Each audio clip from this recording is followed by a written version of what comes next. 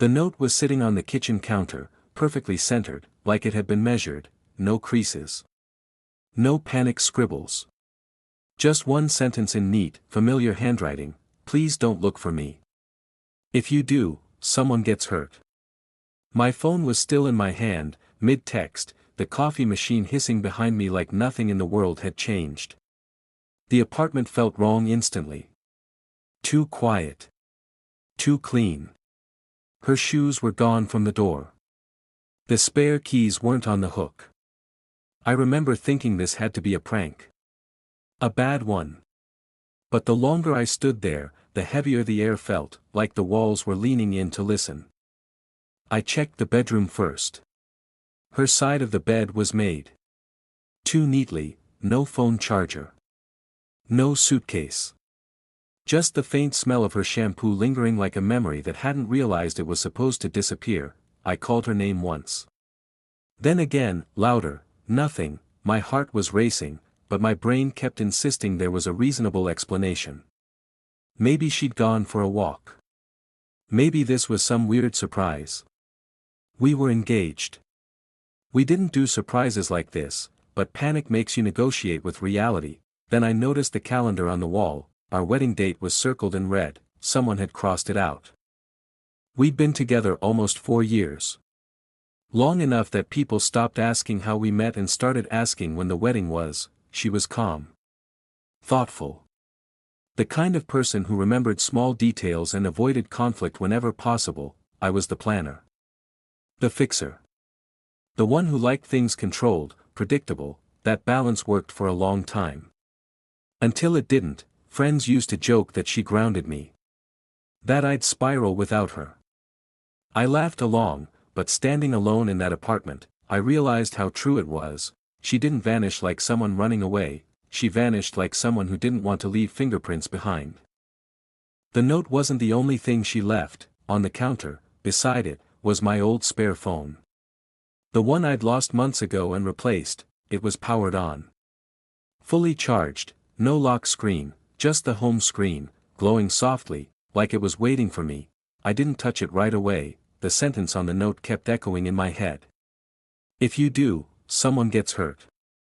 Someone. Not her. That word sat heavier than anything else. I finally picked up the phone, half expecting it to buzz, to scream, to do something dramatic. It didn't. There was only one app open: Notes. Inside were dates. Times. Short phrases: car outside at 11:40. Unknown number, no voicemail. Third night in a row. My stomach tightened. I scrolled further back. Weeks. Months. She'd been documenting something. Or someone, and she hadn't told me any of it. I tried calling her again. Straight to voicemail. That's when I realized something else was missing. All the framed photos of us were gone, not broken. Not tossed, removed. Carefully. I wanted to call the police. Every instinct screamed to do it, but the note stopped me cold. Someone gets hurt. What if it wasn't an empty threat? What if involving anyone made it worse? I hated myself for hesitating. For even considering doing nothing. But fear doesn't make you brave. It makes you careful. I sat on the couch, the spare phone in my lap, staring at the door like it might open if I waited long enough. That's when a notification appeared on the screen, a calendar alert, set for that morning. The title was just one word: remember. The alert opened to a note attached. It wasn't long. If you're reading this, I followed the rules. You need to think about what you didn't tell me. I hope you're honest this time. My mouth went dry. I read it again. Slower. What I didn't tell her. I tried to think of small things. White lies. Forgotten details, but my chest tightened because I knew she wasn't talking about anything small. There was one thing I'd buried so deep I almost believed it didn't matter anymore, almost. A year earlier, I'd made a decision without her, a practical decision, one that affected our finances, our future, our sense of safety. I told myself I'd explain later. When things settled. When it made sense, but later never came, and when she asked questions, I gave half answers. I framed it as protection. I thought controlling the outcome meant controlling the risk, looking at that phone, I realized she hadn't been in the dark, she'd been watching, listening, documenting, and whatever she'd discovered scared her enough to disappear. I spent the rest of the day replaying every conversation we'd had in the last 6 months, every time she paused before responding, every time she asked, "Are you sure?" And let it drop too easily. I'd mistaken her silence for trust, now it felt like preparation. By nightfall, the anxiety had turned into something worse, dread, because fear assumes danger is coming, dread assumes it's already here. At exactly 9 p.m., the spare phone rang, unknown number. I answered without thinking.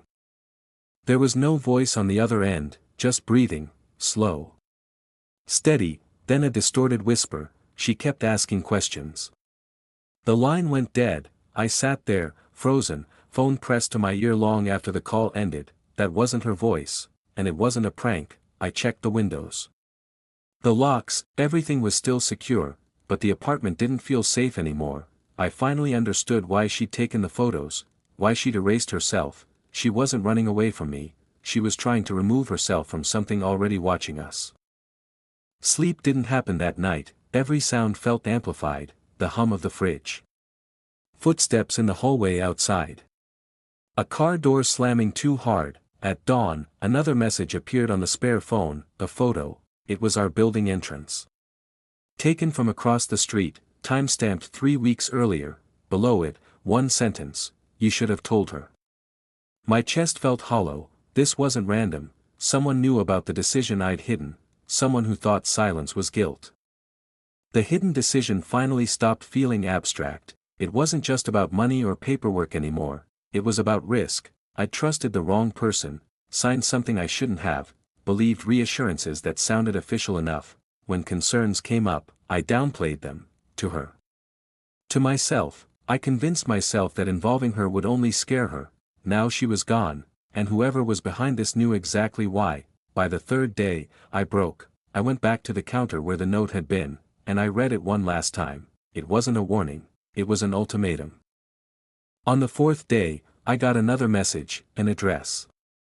No explanation, no threats this time, just a pin on a map. I stared at it for a long time before grabbing my jacket. If I didn't go, I'd never know if she was safe. If I did, I might make everything worse. That choice felt intentional. The place was a nearly empty office building.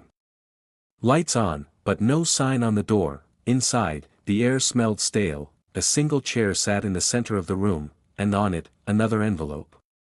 Inside was her handwriting again: "I'm not missing. I'm hiding, because the moment I confronted you, I realized you'd already decided for both of us. You didn't think I could handle the truth. You were wrong." My hands were shaking. She wasn't taken, she'd left, but not because she stopped loving me, because she didn't know if she could trust me. The final line hit hardest: "I needed to know if you choose honesty when it cost you comfort."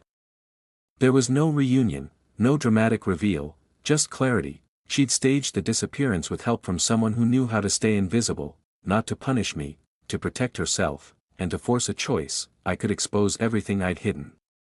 Accept the fallout, or stay silent and lose her forever.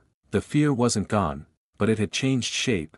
Now it wasn't about someone watching, it was about who I was when no one was. I reported everything the next morning, all of it, the contracts, the lies by omission, the fear that had kept me quiet. It cost me more than I expected. Friends distanced themselves, plans evaporated, but the messages stopped. Weeks later, I received one final note: no address, no demand, just a sentence: "I hope you finally told the truth, for you, not for me." I don't know where she is now.